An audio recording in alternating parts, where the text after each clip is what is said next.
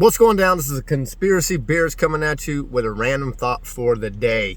Something to ponder on to show you the absolute insanity, the absolute madness of the heliocentric model.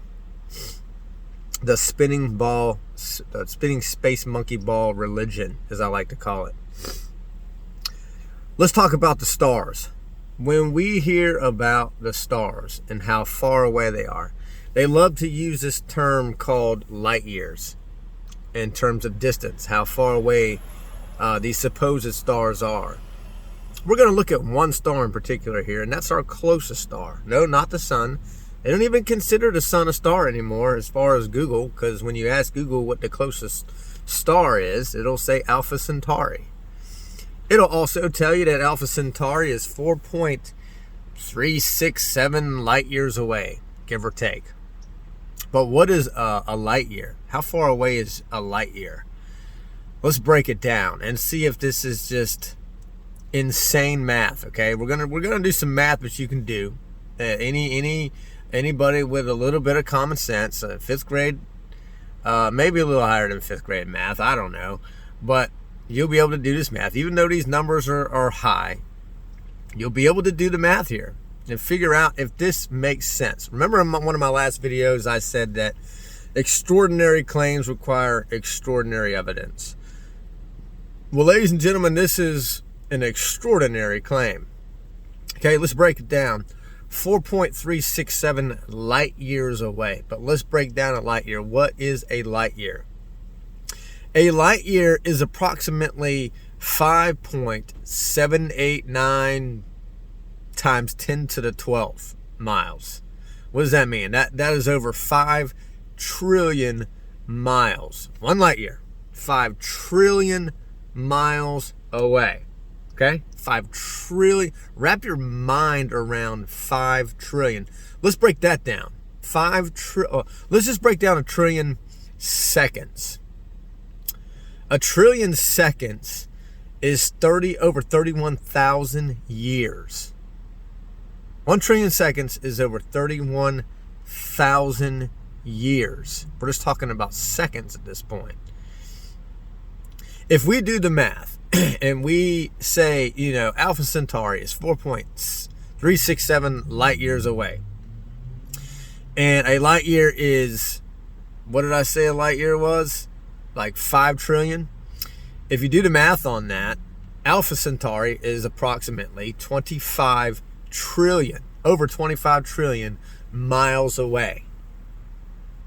The math is this is just ridiculous. It's absolute insanity to think that we can see a light in the sky at night that's supposedly 25 trillion miles away. 25 trillion miles away. And that's just the closest star. And then you got stars that are trillions and quadrillions of miles beyond it. We won't even talk about that, right? Here's what we will talk about, though. If you think about, have you ever heard the term parallax? Parallax is kind of like me driving down the freeway, and I've got some trees that are real close to me as I'm driving 60 miles an hour down the freeway. There's trees that are close to me, and then there's maybe some mountains or some other objects beyond the trees, maybe a mile or two beyond the trees. Now, the objects that are closest to you as you are driving look like they are passing you faster, or you're passing them faster than the objects that are out in the distance. Keep that in mind, because when we look to the sky and we do time lapses of the stars, we can see that there's no parallax. All the stars appear to do perfect circles around Polaris with very little to no parallax. In other words, all the stars are moving at the same speed. There's none that appear to be moving slower than the others. But yet they are trillions to quadrillions of miles beyond the other stars. So the stars closest to us should appear to move faster, but they're not. They all appear to be the same. No parallax proves that we live on a stationary plane and the objects above us move around us. And they're not trillions of miles away. Trillions of miles away. Let's talk about another absolute insanity. So to kind of put the nail on the coffin here. What was I going to say? To put the nail on the coffin here, inverse square law, okay? Inverse square law of light. Let's say we are looking at the sun, because the sun's nice and bright and big, and it's right there. At an arm's length, the sun appears to be about the size of a quarter. Now let's think about what would happen if we just changed the distance. If we doubled the distance of the sun, how much smaller would the sun get? What if we quadrupled it? What if we just 8 times it? Do you think you would still be able to see that light? Or do you think it'd be much, much, much smaller at least? To a point where it's going to dim out? And I do believe if you 8 times it, it's something like that's only like a half of a light year or something like that. I don't quote me on that math, but anyways, the inverse square law of light scientifically debunks the fact that we can see these lights in the sky, these stars in the sky that are trillions of miles away, that apparently we are looking 31,000 years into the past to see our nearest star, Alpha Centauri. I want you to really think about this and ponder on it. Is that an extraordinary claim? Doesn't that just sound like absolute insanity? Now I know, yes, God can do miraculous things. If he wanted to place the stars that far away, he could. Okay? But let's not make this religion. Let's use science to figure this out, to simplify this. What does Occam's razor tell us?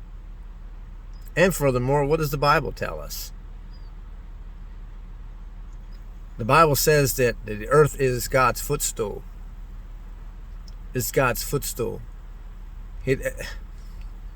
After 6 days of creation, God said that it was finished.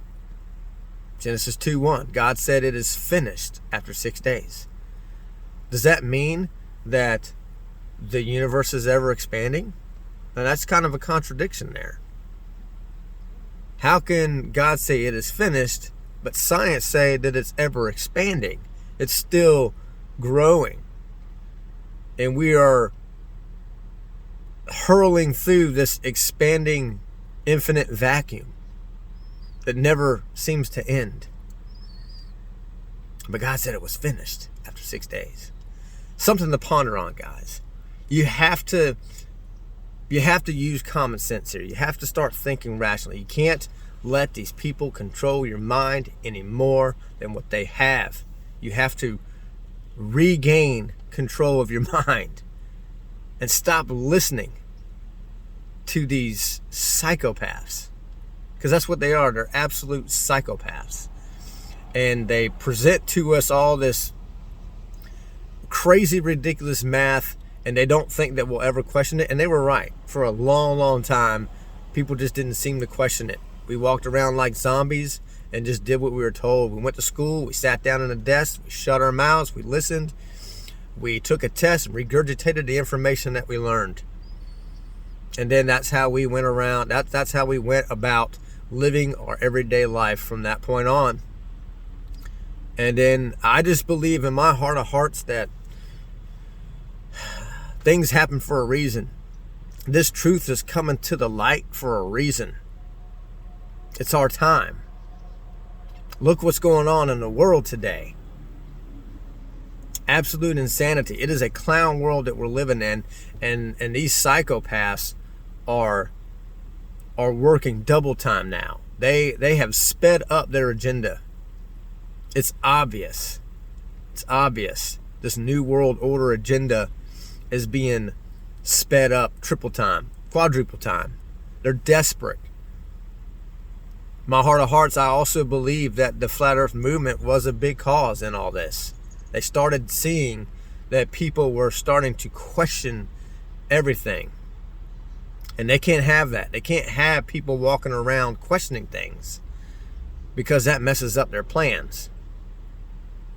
This is a chess game to them. They got to stay ahead of us. But I also believe that we win in the end. That we take back control. And we might have to go through some tribulations before we get there. Things might get real ugly, folks. It might get real ugly. The Bible tells us that it does get ugly before it gets any better. And yes, us Christians are going to have to endure that. We have to go through these tribulations. But that doesn't mean that it has to be on our watch. And I'm going to leave you with that. This is Brian, the Conspiracy Beerist, signing out until the next video. Take care. God bless. Open your mind. There's truth inside. Take back control. Peace.